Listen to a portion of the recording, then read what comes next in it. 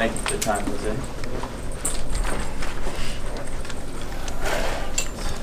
Jose, Bobby talked about the press kind of pushing you guys back into the game. Can you just talk about how that unfolded? The press makes us play hard. It makes us put in effort, turn teams over. And right now, we're playing well in transition as a team. We're sharing it when we get in transition better than, in my opinion, in the half-court set. So I feel like right now we're labeled as a transition team. Jose, your ability to get to the free throw line arguably was the difference between winning and losing. What kind of at first gave you the notion that getting to the free throw line was a skill of yours, and then making it such a big part of your game? I just take notice of that since I was a freshman. Getting to the free throw line a lot. I did it at a very high level. I thought there were some missed calls that I didn't get just because I was drawing so much contact. But got to the line. That's a lot of times right there. Whoa. 15 times, yeah. 15 times, a lot of times. But we got out the win, and it's good to win at home. Is that the most in your career, do you think? Or? Nah. What's the most? I think like 21. Yeah, around there. So last time you had the 20-point game, it's still got a lot of rust to knock off. Is that still the case tonight too? Another 20-point I game? feel like I'm getting a little groove back. My teammates just trusting me. I'm gelling better, just adjusting to their games where I could get them the ball, where they could give me the ball, and I feel like it's being noticeable on the court in this 4-game win streak. What do you feel like your role is when you guys are in that full court press, and how well you do? Just turn people over, just make people turn them a couple times. Let Frankie get a deflection or a steal. He leads the nation in steals, so he's back there playing safety. So what happened on the technical? You were just emotional. I did not say nothing. He said some bad words, and I looked at him. Next thing I have seen, double technical foul. I'm like, wow. If I did say something, please give me the film. What can you guys say about Zoe Gaffney at the point on that press? His length, his defensive intensity on the ball is amazing. Like, he changes the impact, people deflections, like people having to reset and take the ball out. Like, that gets the team under pressure again, and they don't want to handle it. They make an extra pass, and then you got Frankie as a safety. He's making multiple reads, and we're just getting out in transition, making the right play. Now we're going down the other end, 3-on-1, 2-on-1, and just scoring. Coach talks about trying to pick and choose when you guys use the press. But is that ever something that you guys go to him being like, hey, coach, we want to go and press now, we want to add some pressure now? He does that. Frankie, do you want to add any more to that? Like, is that something you just go to coach and you're like, yeah, we want to keep pressing now or something? Yeah, it has a lot to do with us trying to take control of the game. I feel like that's our way of taking control of the game, because sometimes I feel like when teams is outscoring us, it's because we're not turning them over enough, or we don't have enough pressure on the ball. So with Zoe being at the top and me being the pressure, the steal guy, I think that can get us some easy buckets and turn the whole game around. Frankie, Coach talked about your ability to improve your shot over the offseason. How do you feel your confidence is growing?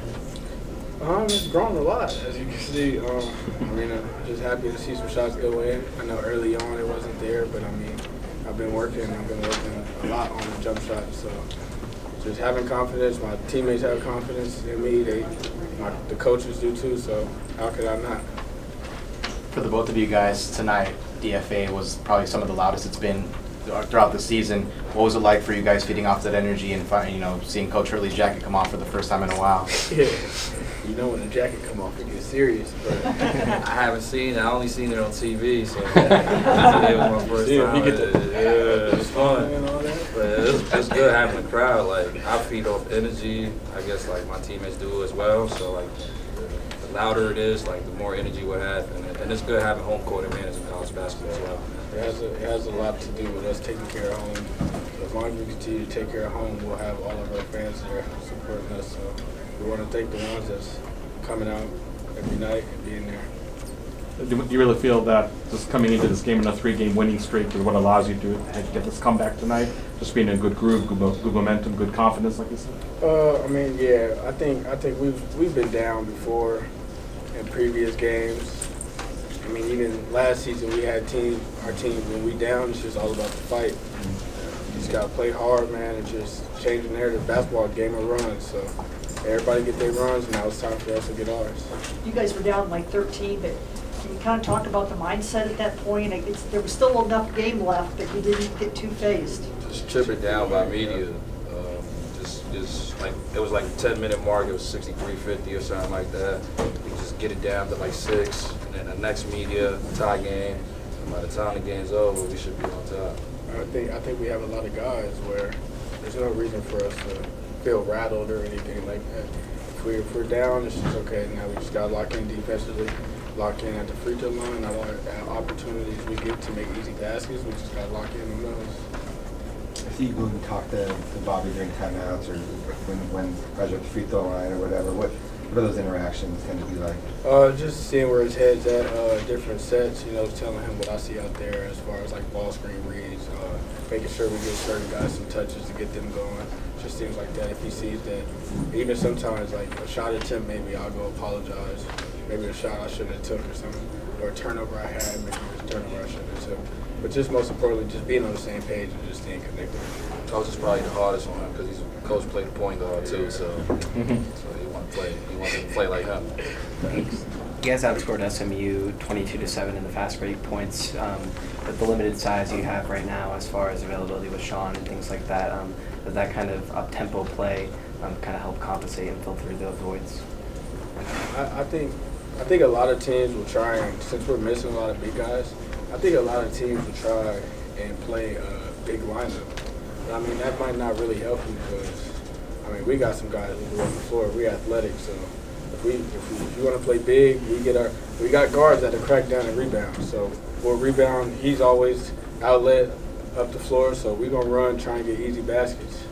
Frankie, being the point guard, what did you see from Braylon? Kind of playing that position in that especially when you guys were high pressing. What did you see from him and things he did well? His energy, man. He comes in defensively and he guards the best player on the floor. He goes out there, he makes a lot of effort plays, and he makes his open shots. He takes pride in it too. So, I mean, I'm glad that he can see while he's waiting for a name to be called, see how defensively he should play. Just watching me, and I can set the tone for him. But he comes in, he does what he needs to do. He do his job. Frankie, I know you talked about obviously seeing shots go down, but even for both of you, how big is it for you if they're not? I mean, shot very well tonight, but like just to get to the hoop, to get those points, to draw fouls. But I mean, is that something when if shot doesn't go down, you're just looking to get straight to the hoop?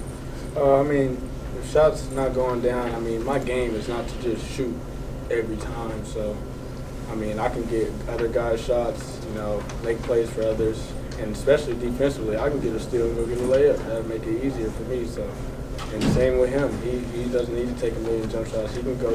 He's probably one of the best foul drawers in the country. So he gets himself to the line. When you guys are trying to build an identity in the early stages of the season, what is it like playing without some of your guys, without the team at full strength? You're trying to sort of steady the ship as they recover. I would say it's hard sometimes. You miss a Sean, a shot blocker, someone who's a lob threat. I just think next man up. We got to step up, and even some of our key guys got to step up even more, and we just got to excel in what we do and just continue to play together and play hard.